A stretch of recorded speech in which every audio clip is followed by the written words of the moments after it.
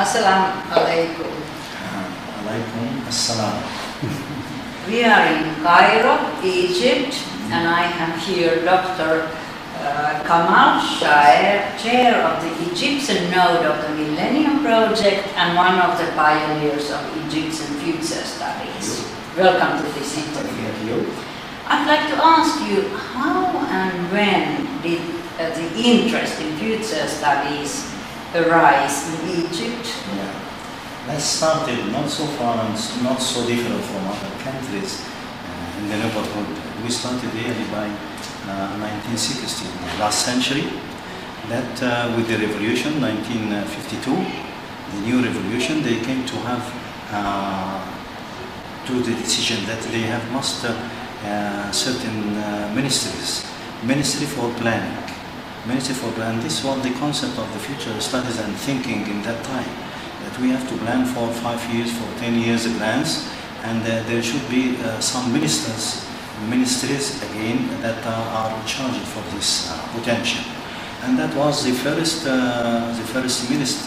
ministry of planning in 1962. And that was followed by the Academy of the National Academy of Planning again, which is related to the minister and the ministry. Of course, the assistants and the other members who came to assist the minister in that direction were all, most of them were from the economic side. They are studying or they are specialists in economy, and that was the start in 1962, I said to you. Yeah. Yes, so actually your country already has a long tradition of future studies. Yeah. Then how about the present situation concerning future studies in your country?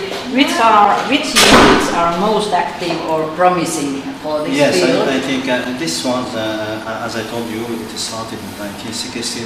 Not only the ministers and the Ministry of Planning, but they came to have the military side, the strategic planning again.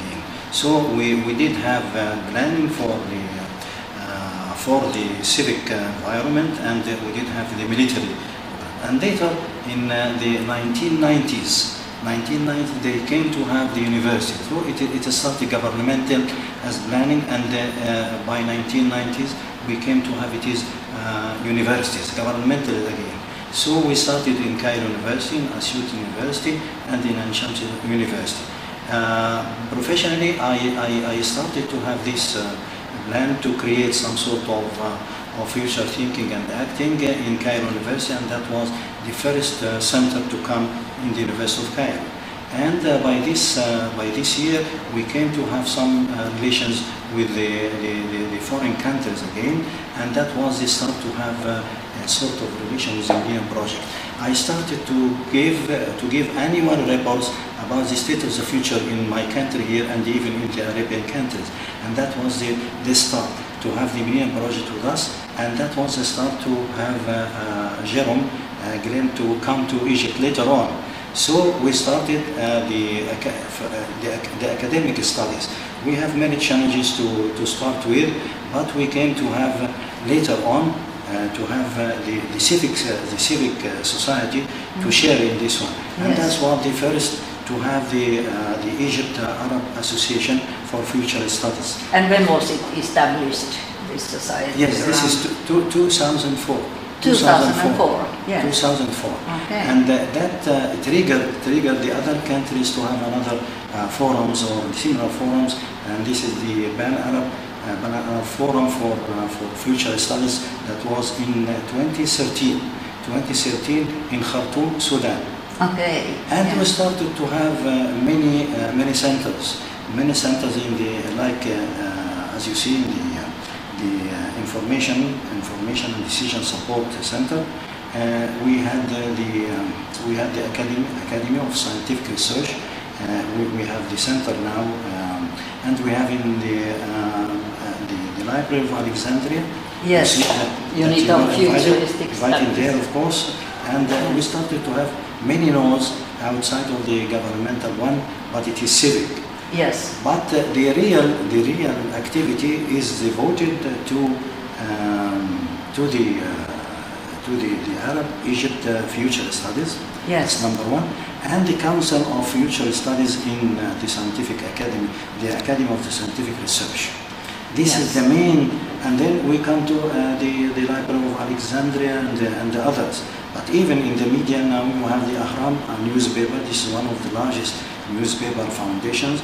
They were interested in the future studies, and they came to have a center for the future study, but it soon declined. But still they are interested in the strategic planning and political studies. Something different from the real future studies and research in the form that you, and the concept that you have Yes. in your mind.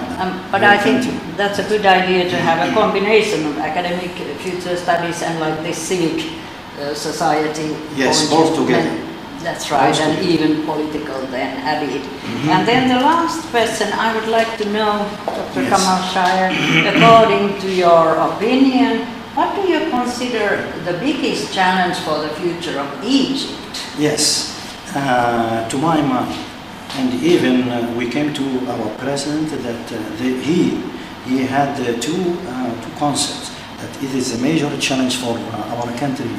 First is the population, Yes. partner population, Growing number of yes, population. and huge. even the demographic features. Now we are growing, yes, in number, but at the same time we have a decline in the demographic features, and that should be the biggest challenge. The second challenge is to have what is called the terrorism now. Terrorism Yes. and the violence which is prevailing the area, especially in Sinai and so on. This is the second big challenge that our country is facing to. And to my mind, the third, even this is education. Education is... Yes, as I mentioned, it's one of the pillars for any society. Yes, how to come to have our educational system, it's like yours, say. So Yes. we are happy to have you in our country here in order to get a change in the Yes. concepts and potentials, how to do some cooperation, cooperative studies and research in different areas, especially the challenge that we give you at population and the terrorism and at last in education.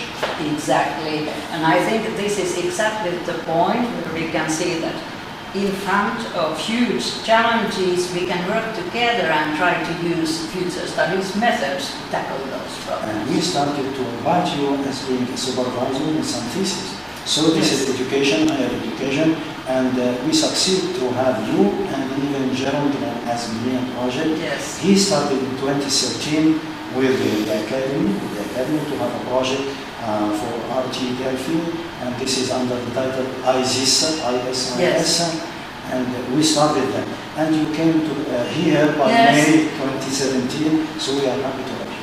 Thank you very much, and thank you for this interview. Thank you. Thank you. Okay. Thank I you. hope